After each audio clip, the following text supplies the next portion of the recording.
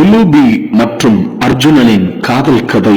ஒரு சமயம் அர்ஜுனன் கங்கைக்கு வந்தபோது அங்கே கரையில் ஏராளமான முனிவர்களும் வேத விற்பனர்களும் ஹோமம், புஷ்பார்ச்சனை ஆகியவற்றை செய்து கொண்டிருந்தார்கள்.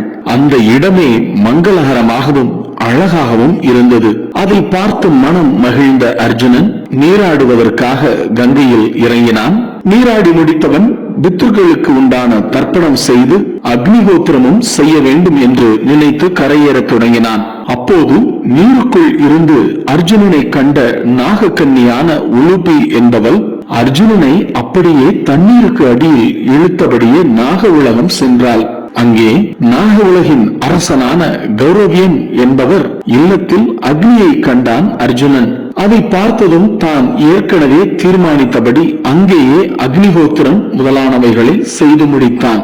அதன் பின் தன்னை அங்கே இழுத்து கொண்டு வந்த நாககன்னிகையை பார்த்து, யாரம்மா நீ, எதற்காக என்னை கொண்டு வந்தாய் என கேட்டான் அர்ஜுனன்.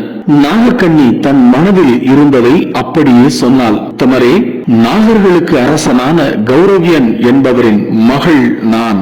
என் பெயர் உலூபி. கங்கையில் நீராட வந்த நான் உங்களை கண்டதும் மனம் மயங்கி உங்களை திருமணம் செய்து கொள்வதற்காக இங்கே கொண்டு வந்தேன். என்னை ஏற்றுக்கொள்ளுங்கள் என வேண்டினாள். அது மட்டுமல்ல, அர்ஜுனன் வாழ்வில் அன்று வரை நடந்தவை அனைத்தையும் சொன்ன உலூபி, அனைத்தும் எனக்கு தெரியும்.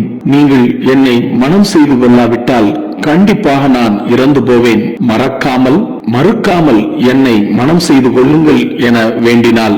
உலூபியின் வேண்டுகோளை ஏற்று அவளை மணந்தான் அர்ஜுனன். நாகக்கன்னியான அந்த உலூபிக்கும் அர்ஜுனனுக்கும் பிறந்தவன்தான் அரவான்.